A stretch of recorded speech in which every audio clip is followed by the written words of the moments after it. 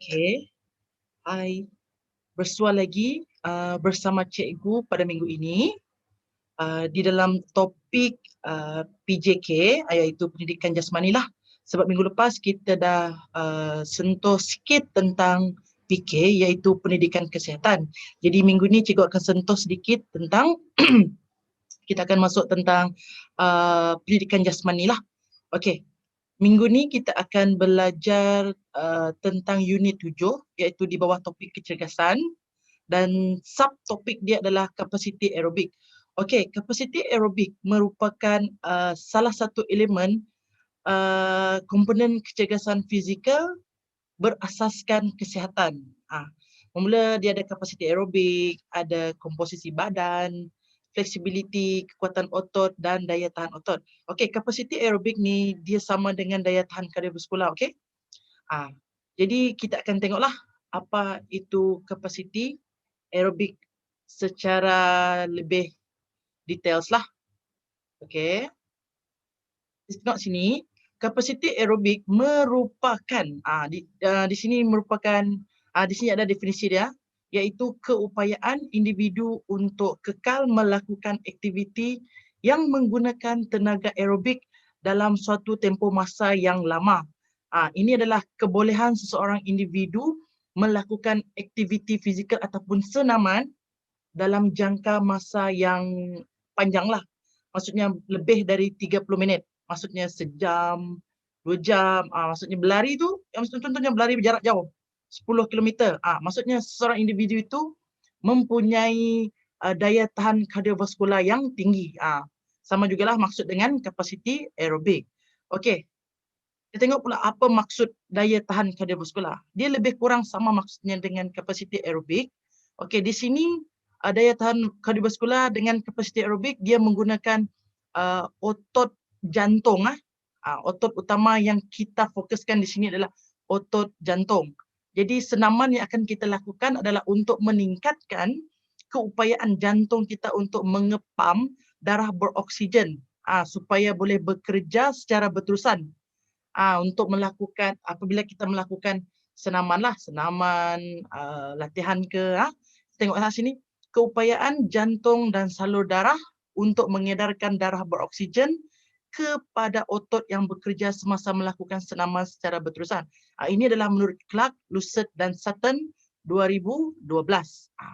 Maksudnya daya kardiovaskular ni, daya tahan kardiovaskular ni sama maksud dengan senaman untuk meningkatkan kapasiti aerobik. Kapasiti aerobik sama dengan daya tahan kardiovaskular. Daya tahan kardiovaskular sama dengan kapasiti aerobik. Okey, jelas dekat ni? Baiklah. Seterusnya. Okey. Untuk kita menentukan sesuatu senaman ataupun jenis senaman untuk kita meningkatkan komponen kecergasan yang mana, kita hendaklah berpandukan kepada prinsip FIT, iaitu FITT. Okey, fokus kita sekarang ini adalah untuk meningkatkan kapasiti aerobik. Okey, untuk komponen kecergasan yang lain pula nanti, contoh daya tahan otot, kekuatan otot pun sama juga kita akan menggunakan prinsip FIT. Nanti cikgu akan terangkanlah sebab sekarang ni kita hanya fokus kepada kapasiti aerobik terlebih dahulu. Okey, kita tengok F. Okey, F yang pertama itu adalah frekuensi, iaitu kekerapan. Bermaksud kekerapan melakukan sesuatu senaman ataupun latihan. Kekerapan tu maksudnya adakah 5 kali seminggu ke, 3 kali seminggu ke, sekali seminggu ke. Okey, sekarang ni fokus kita adalah kapasiti aerobik. Kalau kapasiti aerobik sekali seminggu cukup? Mestilah tak cukup, betul? Sebab kapasiti aerobik itu sendiri tadi adalah keupayaan untuk melakukan sesuatu aktiviti dalam tempoh masa yang panjang ataupun lama. Kalau sekali seminggu, apa yang kamu nak kuatkan? Tak ada. Mungkin kita akan lakukan 5 kali seminggu ataupun 3 kali seminggu. Itu kekerapan yang sesuai lah untuk meningkatkan kapasiti aerobik. Okey, kita tengok pula I. I adalah intensity, iaitu tahap intensity. Bermaksud tahap kesukaran melakukan aktiviti fizikal. Maksudnya rintangan kamu. Okey, typing error di sana. Okey, semakin tinggi intensiti latihan, semakin tinggilah denyutan nadi dan dekuban jantung. Okey, contohlah pada minggu ini, cikgu nak pada minggu ini contoh cikgu jogging. Cikgu jogging sepanjang 5 kilometer tetapi di kawasan yang mendatar saja. Maksudnya perjalanan tempat cikgu jogging tu lurus saja. Maksudnya tak ada rintangan lah, tak ada intensity. So, esok pula cikgu nak jogging lagi. Mungkin cikgu tingkatkan sikit 6 km tetapi cikgu berlari naik bukit. Maksudnya dia ada bukit sikit. Maksudnya cikgu dah tambah tahap intensity cikgu. Sebab cikgu nak meningkatkan kapasiti aerobik cikgu. Okey, kita tengok pula T, iaitu time, masalah. Bermaksud masa yang diperuntukkan untuk melakukan sesuatu aktiviti fizikal. Contoh fokus kita sekarang adalah kapasiti aerobik. Okey, contohnya lah 30 minit ke, sejam ke, 2 jam ke. Kalau kamu setakat nak melakukan senaman 15 minit. Kalau 15 minit, dia tak akan meningkatkan kapasiti aerobik. Okey?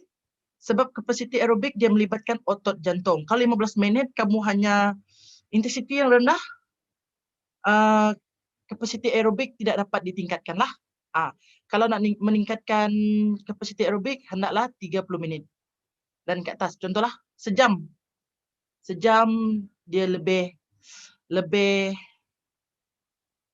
kalau sejam dia lebih baguslah.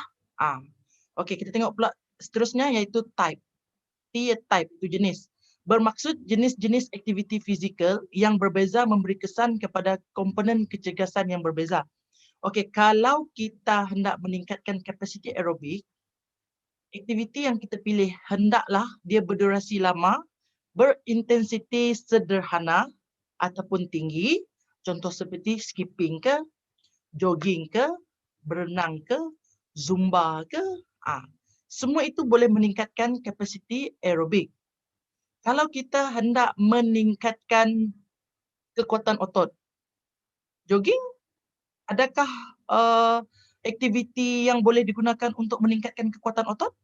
Mestilah bukan kan?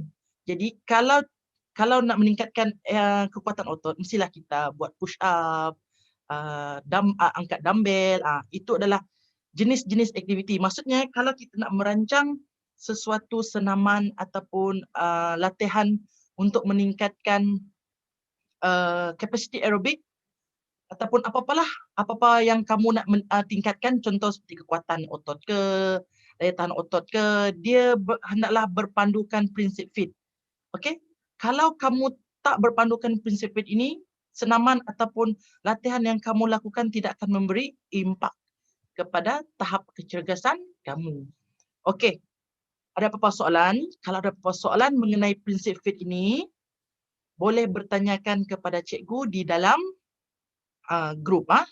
Cikgu akan layan pertanyaan kamu di dalam grup. Okey. Kita tengok pula slide seterusnya. Okey. Di samping itu, kita juga akan belajar tentang formula covenant. Okey, formula covenant ini digunakan untuk mengira kadar nadi latihan. Kadar nadi latihan. Okey, KNL itu adalah kadar nadi latihan.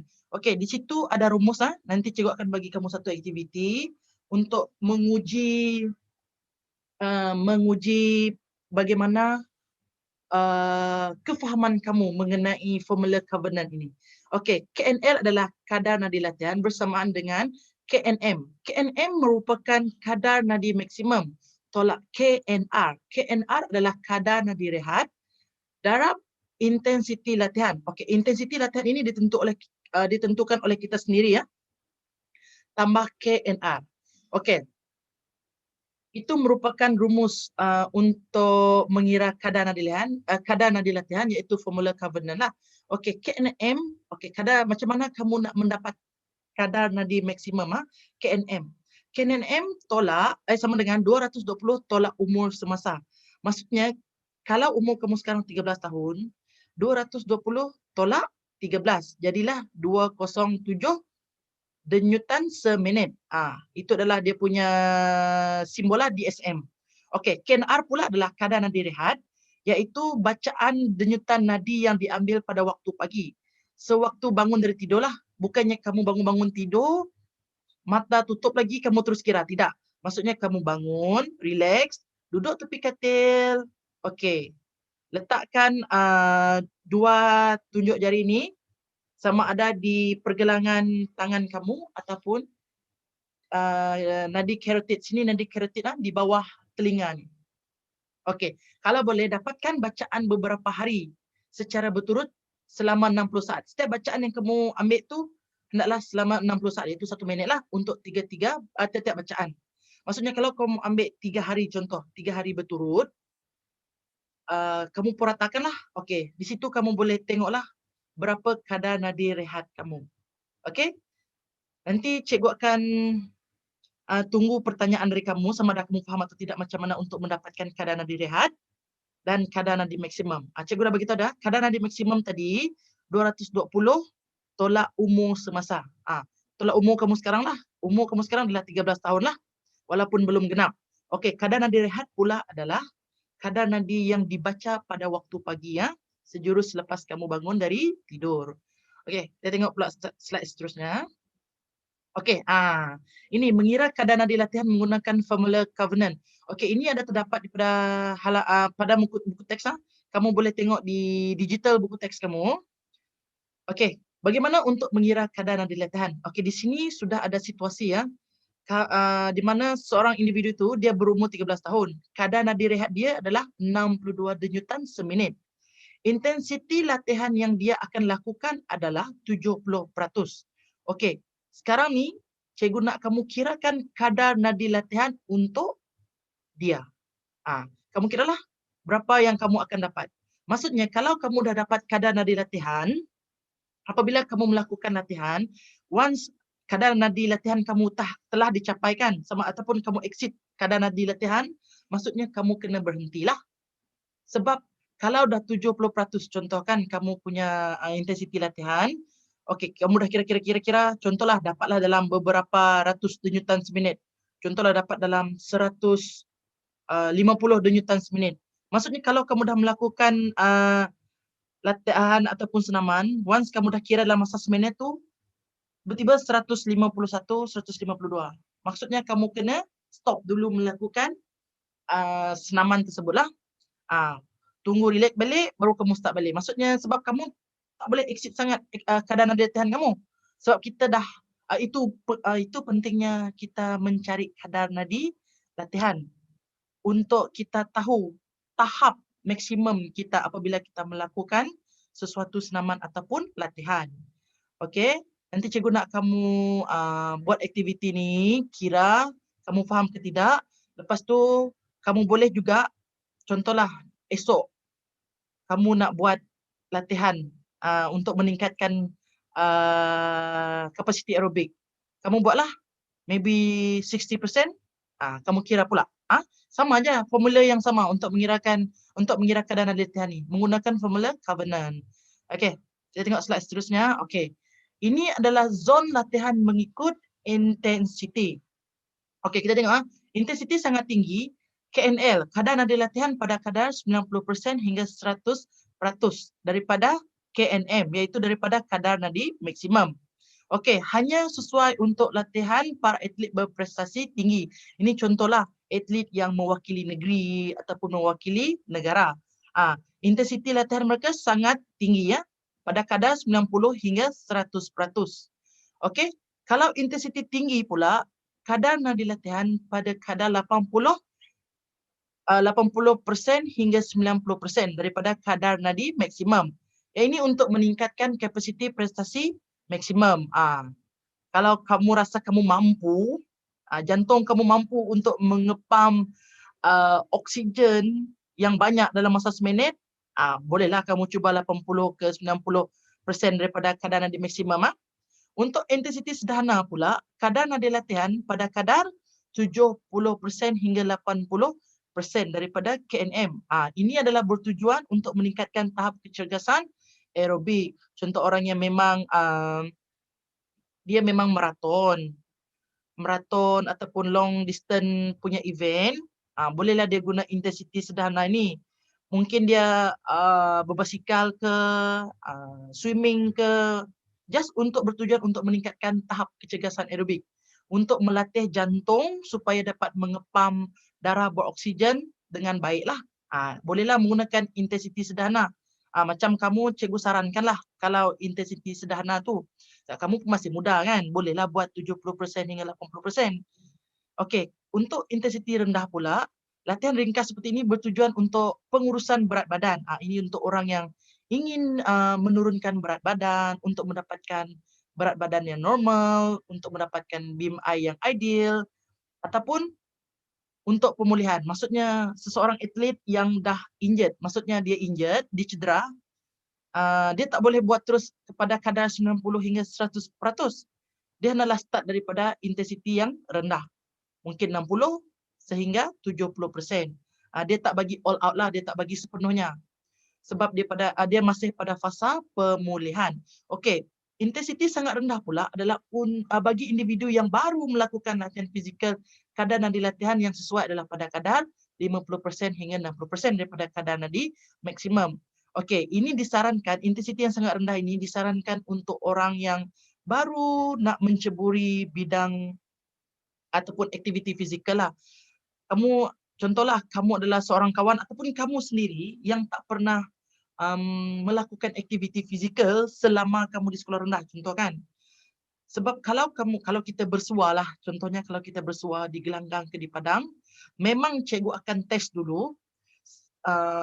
Dari segak tu lah, kan kita ada ujian segak kan. Dari situ cikgu akan timbang berat kamu, ukur tinggi kamu untuk dapatkan BMI kamu kan. Kalau kamu dah terlebih ataupun pada tahap apa orang cakap tu, pada tahap obesity ya, obesity tahap 1 ke, tahap 2 ke, memang kamu tak pernahlah melakukan aktiviti. Kita akan startlah dengan intensiti yang sangat rendah. Okey, pada kadar 50% ataupun 60%.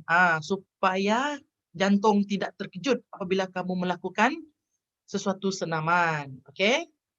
Faham itu zon latihan mengikut intensiti. Okey. Seterusnya, okey, contoh senaman untuk meningkatkan kapasiti aerobik. Di sini cikgu ada senaraikanlah beberapa jenis senaman yang kamu boleh praktikkan ataupun kamu boleh guna untuk meningkatkan kapasiti aerobik. Contoh kalau macam cikgu dulu sebelum kita ni dilanda pandemik COVID-19, cikgu suka berenang. Berenanglah. Cikgu berenang mungkin sejam setengah. Dari habis sekolah, cikgu pergi Dewan Suara sana, sebab sana kan ada swimming pool kan. Dekat sanalah cikgu berenang. Okey, berenang boleh, skipping, jogging, cycling, berbasikal lah, ataupun hiking. Kamu mendakilah. Sebab mendaki itu makin sebab permukaan dia tak mendatar tahu sepenuhnya. Sebab mendaki kamu naik, ada kalanya kamu jalan landai, lepas tu ada naik lagi, naik turun lah. Dia sesuailah untuk meningkatkan kapasiti aerobik. Okey. Okey, ini merupakan tugasan kamu pada minggu ini.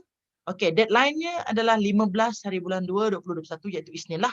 Maksudnya sehari sebelum kita berjumpa untuk kelas seterusnya. Okey, penerangan tugasan. Kamu dikehendaki menghasilkan video pendek semasa kamu melakukan senaman untuk meningkatkan kapasiti aerobik.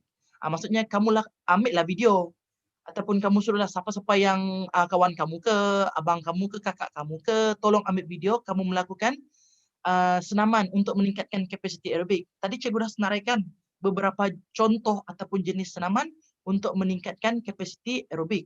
Di situ kamu boleh jadikan contohlah. Di sini cikgu nak tengok sama ada kamu faham ke tak ataupun kamu ikut tak prinsip fit semasa kamu melakukan senaman tersebut. Okey, yang kedua, kamu boleh menggunakan aplikasi TikTok, Instagram atau apa-apa sahaja aplikasi yang sesuai untuk menghasilkan video.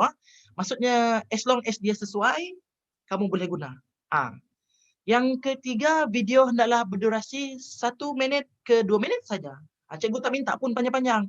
Cukuplah 1 minit ataupun 2 minit. Sebab once kamu dah ambil video, kamu boleh edit kan. Dekat TikTok pun boleh, dekat Instagram pun boleh.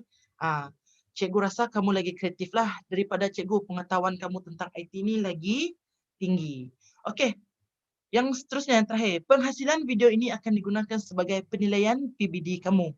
Pastikan video tidak larilah dari topik iaitu Senaman meningkatkan kapasiti aerobik. Oke, jelas? Cikgu harap kamu jelaslah dengan penerangan cikgu tentang tugasan kamu pada minggu ini. Oke, kalau ada apa-apa soalan, kamu boleh tanya cikgu dalam grup. Oke, cikgu juga ingin kamu merumuskan pembelajaran kita pada hari ini di dalam grup. Oke, sekian saja pengajaran cikgu pada minggu ini. Kita bersua lagi untuk pembelajaran alam maya pada minggu hadapan. Hari yang sama, masa yang sama, cuma tarikh yang berbeza. Oke, bye.